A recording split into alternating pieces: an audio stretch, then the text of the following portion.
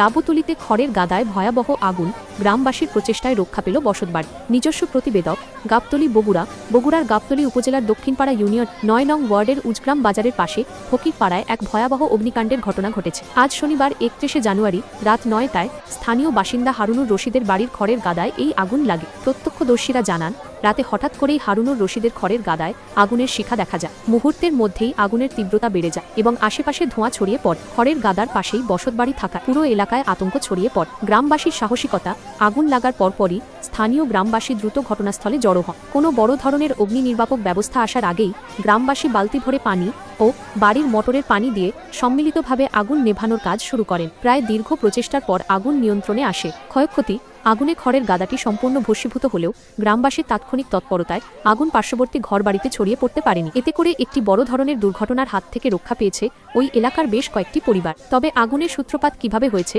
তা এখনও নিশ্চিত হওয়া যায়নি।